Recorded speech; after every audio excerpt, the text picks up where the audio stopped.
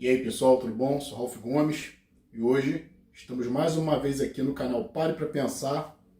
Hoje, dia 21 de janeiro de 2024. Queria falar aqui hoje sobre o casamento, né? O cagamento. Bom, todo mundo sabe, né? Quem conhece o canal sabe que nós aqui somos contra, né? Essa ideia de relacionamento sério, né? Contra a ideia de uma pessoa se unir com a outra, porque isso surge a partir de uma ideia, né, de complementação. Isso surge a partir de uma ideia de que um depende do outro para ser feliz, que um tem que se completar com o outro, a tal da outra face da laranja, né, outra metade da laranja. Queijo com goiabada, né? A tampa da panela, como dizem. Então, eu tô fazendo esse vídeo aqui porque eu tava até meio sem ideia, né? Apesar de que eu tenho aí uns inscritos, né, que pedem para eu falar sobre alguns assuntos, mas eu preciso estar inspirado também para falar, né?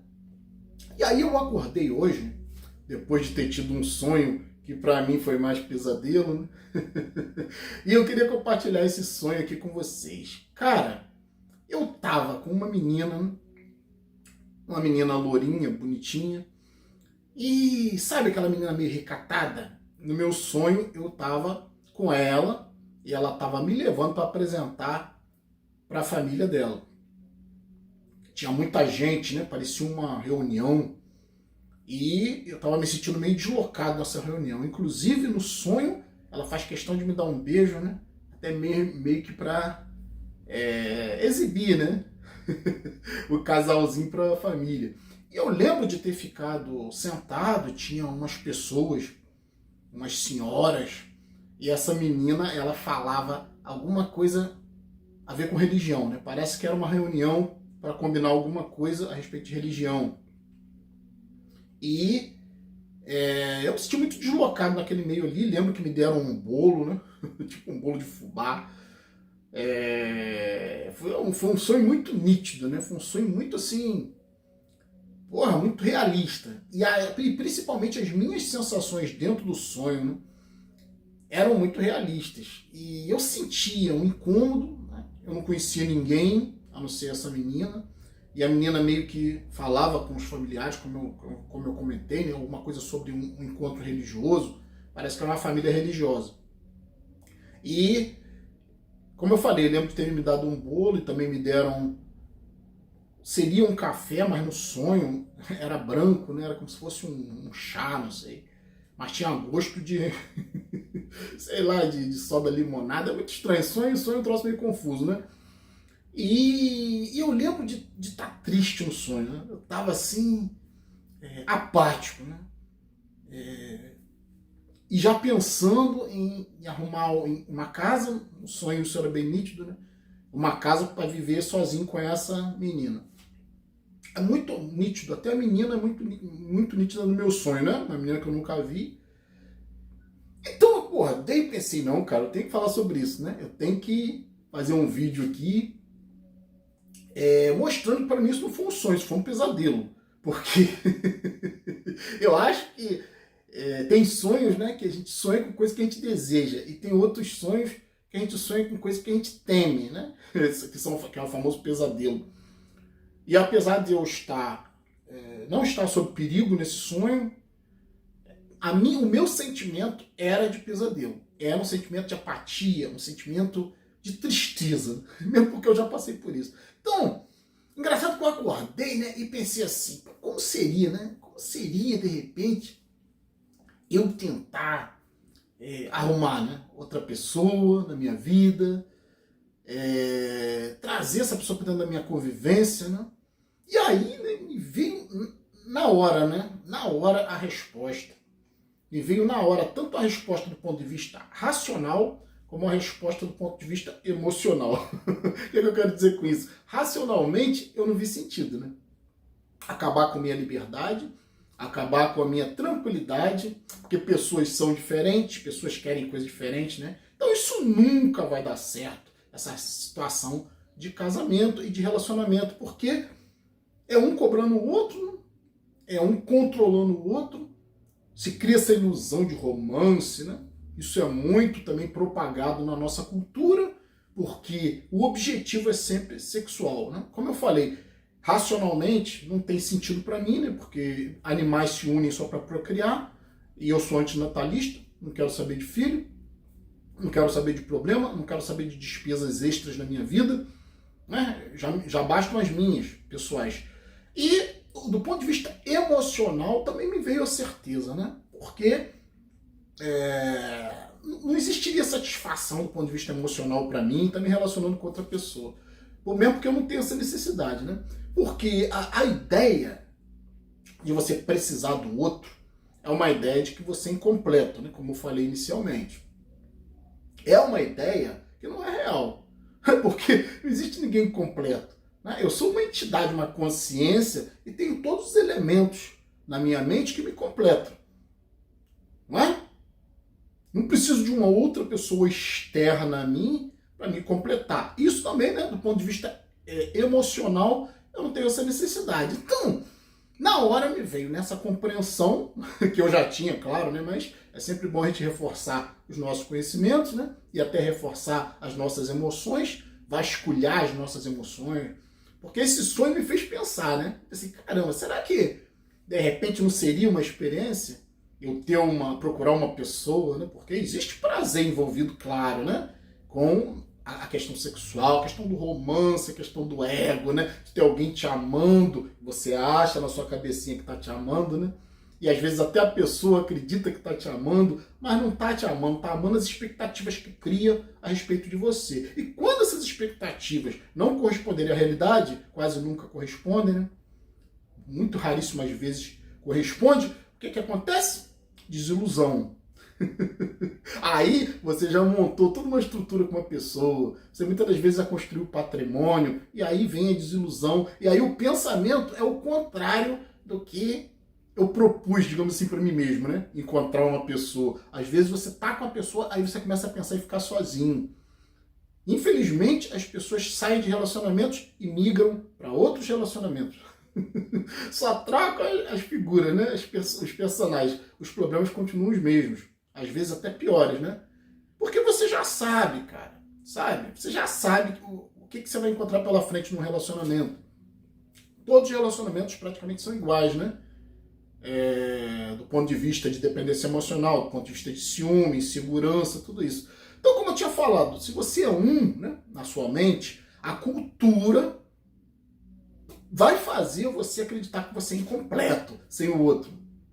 De onde tirar essa ideia de que você é incompleto, né? Porque quando você é né? Você é um, ou seja, você é completo, né? Um é indivisível. Um, inclusive, é um número que remete à divindade, né? Um é indivisível, é único, é uma singularidade. Mas o às vezes, ele quer se tornar... ele quer encontrar, né? O 2, olha só, hein? Ele quer encontrar o 2 para poder gerar novamente. É o terceiro elemento, que é o filho, né? Na religião, Pai, Filho, Espírito Santo, né? Isso é uma perversão. Tiraram o aspecto feminino. Na realidade, é pai, mãe e filho. 2 que formam um.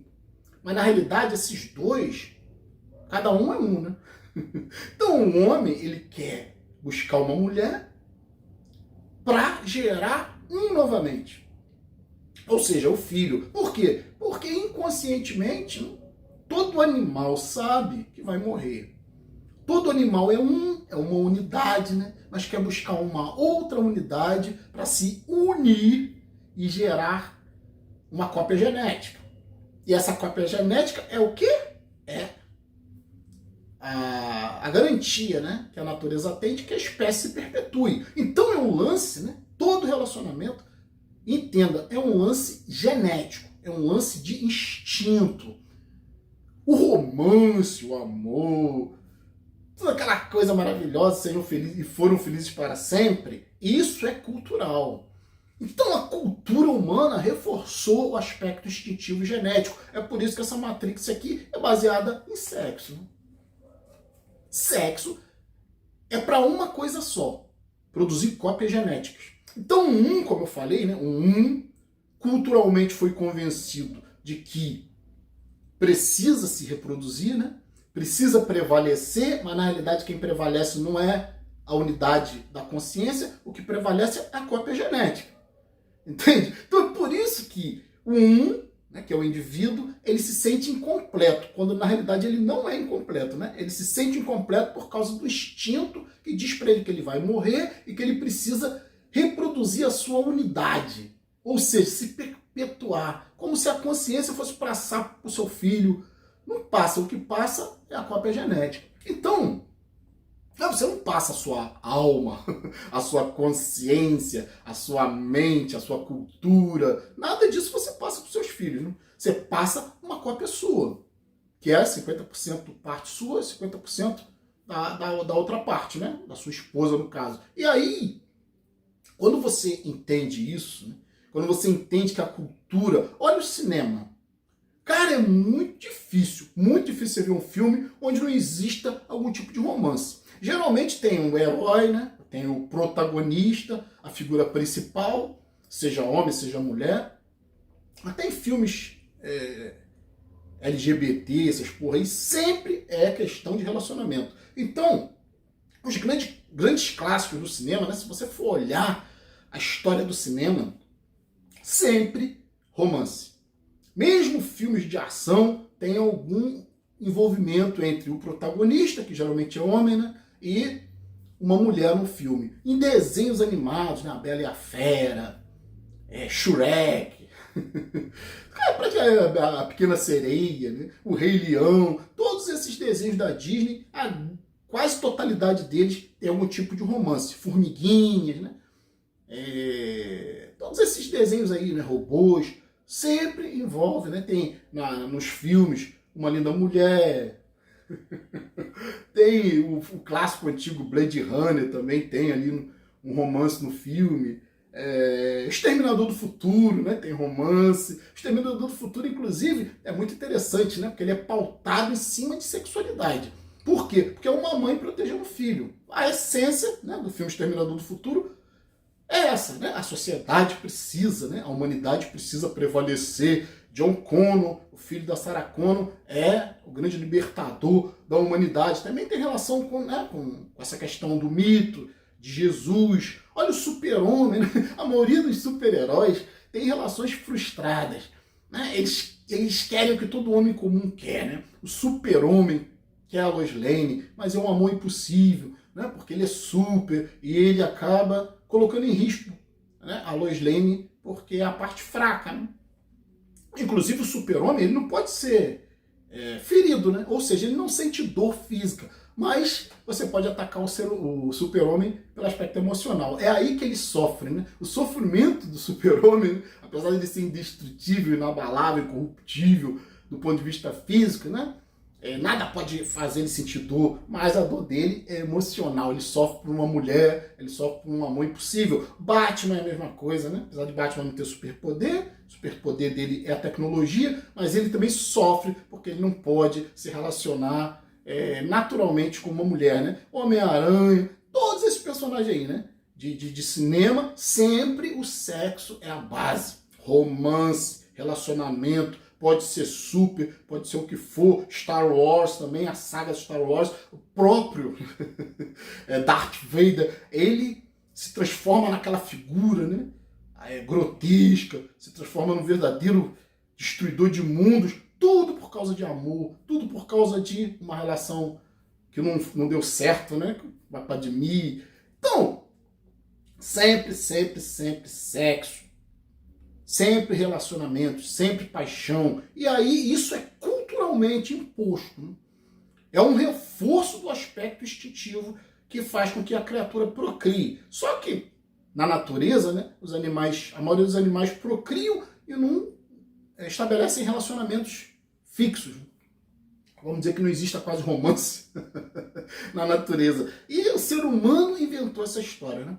De romance através da cultura. A cultura é muito forte, você já nasce praticamente obrigado a se casar, obrigado a se relacionar, se achando incompleto. Se você busca um caminho mais solitário nessa sociedade aqui, pode ter certeza, você vai ser discriminado. Você vai ser visto como errado, como uma pessoa solitária, como uma pessoa incompleta, como uma pessoa vazia, como uma pessoa infeliz, né?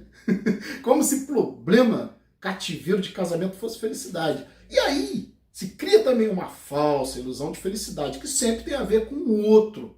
Como eu falei inicialmente, a tampa da panela, né? A metade da laranja, a alma gêmea, toda essa bobagem que a religião também reforça, né? Que a religião, a base é a família, a base é a procriação, a base é sexo, até mesmo os mitos religiosos, né? Jesus, tem lá, né? Nos próprios evangelhos, se mostra a Maria Madalena como sendo uma preferida de Jesus. Jesus tem uma proximidade, né? Muito grande com Maria Madalena, que poderia sugerir um romance, mas um romance impossível, né? Porque ele era um semideus, né? Alguns acreditam que era Deus. Então, como o super-homem também tem essa analogia com Jesus, né? Alguém super poderoso que não pode ter uma vida comum com uma mulher. E o Jesus também é um mito religioso que tem uma relação frustrada com Maria Madalena. Por quê? Porque ele vai morrer, ele vai se sacrificar, ele não pode ter família, né? Tem um filme, inclusive, muito interessante, né? Com William Dafoe, né? A Última Tentação de Cristo. É um filme impecável, um filme incrível, mas um filme muito polêmico, né? Gerou muita polêmica na época, que mostra um Jesus mais humanizado, né? Um Jesus com interesses humanos, e um Jesus que questiona a sua própria divindade, questiona a sua própria missão no desejo. Por isso que é a última tentação de Cristo, né? Que é essa tentação de ter uma família, de ter uma mulher. Assistam, A Última Tentação de Cristo. É um filme excelente, mas um filme polêmico, né? Então, podemos ver Buda, né? Siddhartha Gautama, também tinha uma família, tinha uma esposa, né? Abdicou de tudo para ir viver a sua unidade, voltar à unidade.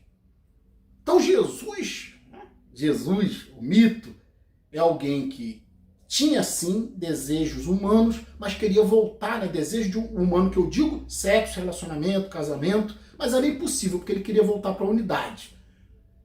E Buda, Siddhartha Gautama, a busca dele também era por isso. Todas essas doutrinas orientais falam para você se afastar de relacionamento, se afastar de sexualidade. Por quê? Né? Isso é muito forte no hinduísmo, os monges budistas, né? Geralmente abdicam dessa vida familiar e abdicam, né, de sexo. É uma coisa que a igreja também perverteu, né? A igreja católica, e colocam esses padres aí que vivem uma vida totalmente mundana, mas são proibidos de se casar. Isso mais por uma questão da igreja ficar com todos os bens quando o padre morre, né? É uma questão institucional deles, né? Porque isso não tem base bíblica. Então, veja bem, né? É sempre a questão de voltar para a unidade, voltar a ser quem você realmente é. Se você é né? Se você é completo aqui dentro da sua mente, você não precisa do outro para poder se perpetuar, para poder reproduzir a sua unidade em outra pessoa, que é uma cópia genética.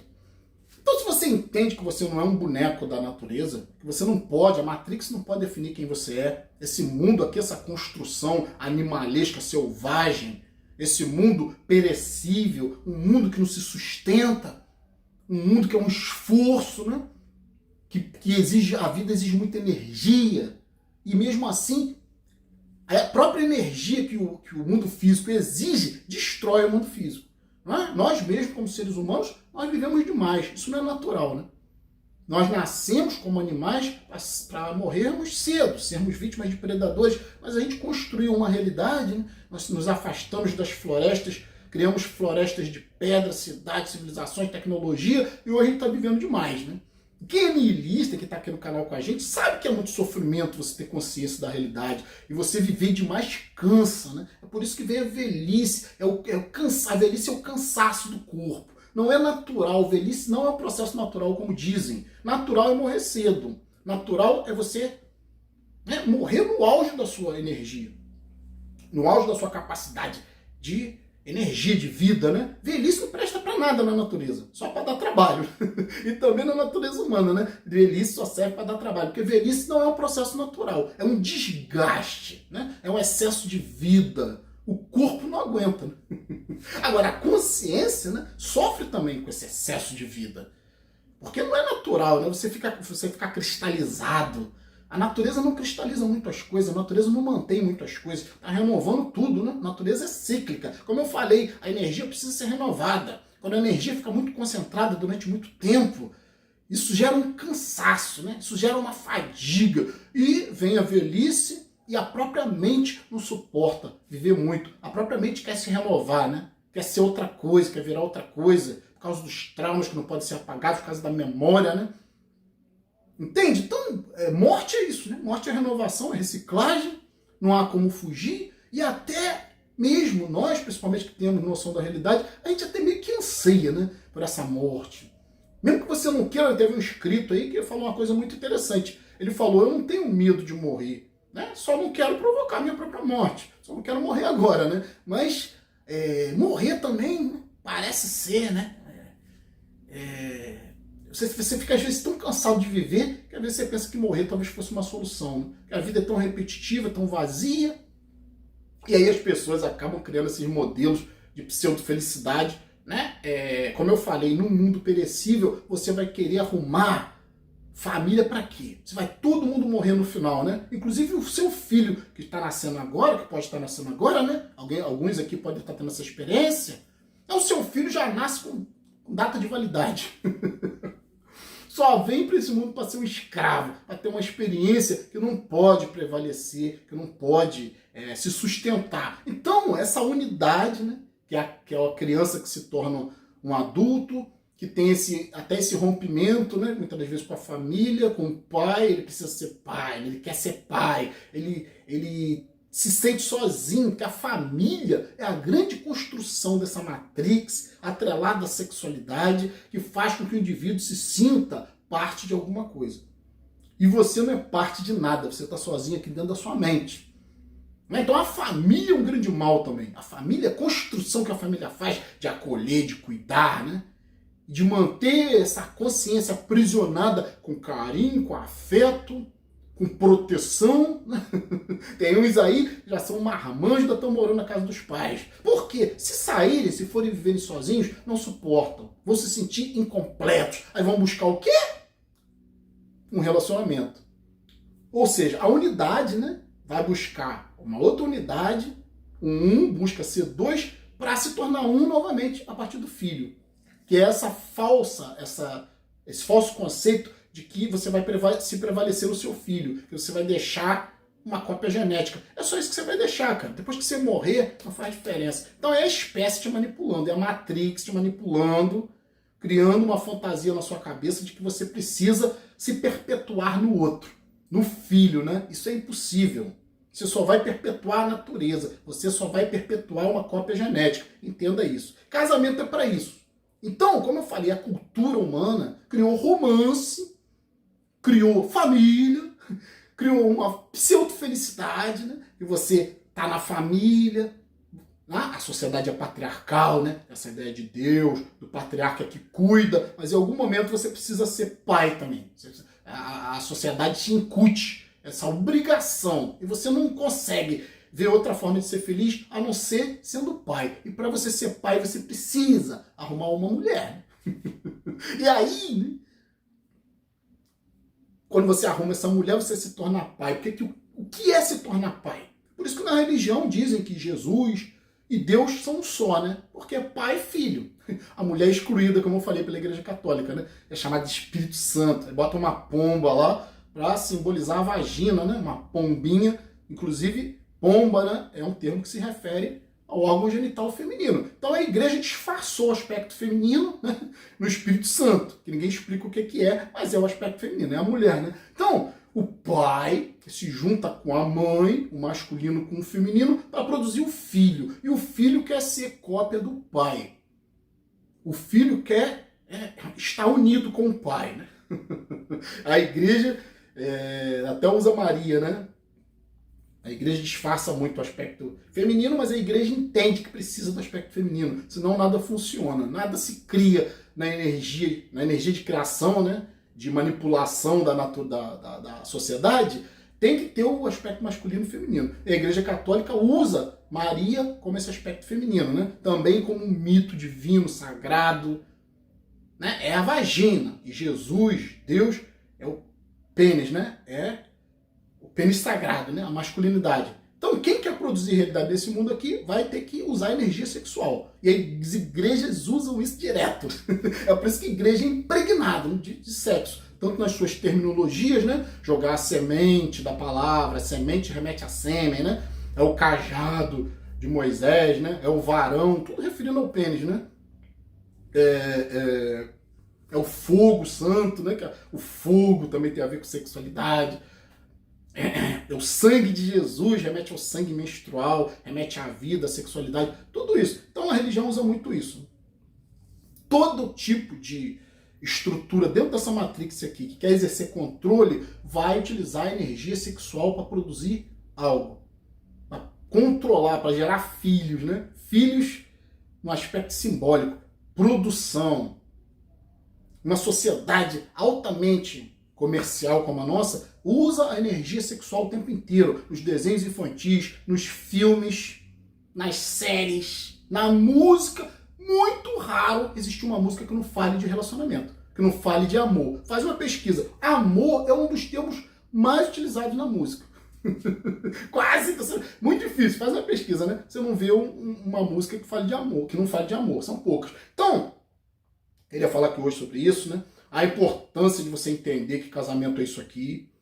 É uma prisão que muitas pessoas não compreendem, uma prisão sexual que diz que o indivíduo é incompleto e que ele precisa, né, prevalecer de alguma forma, se unindo com uma outra pessoa para se tornar completo num outro indivíduo, que é o filho. E aí é a perpetuação da espécie. Porque você mesmo, como consciência, não tem como se perpetuar, né? Porque morre, mas o filho fica aí, os filhos ficam aí. E o inferno é esse mundo aqui, né? O inferno é sempre o outro. Produção de gente.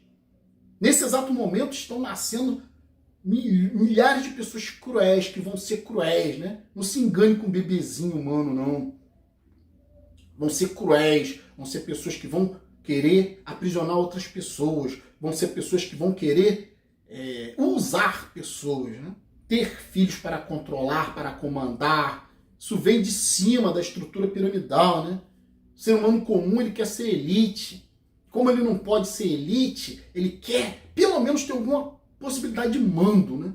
Alguma capacidade de dominar outras pessoas. Casamento, filhos, dependente, né? Que a palavra dependente, né? É alguém que depende do outro, né? E aí o outro ganha amplos poderes.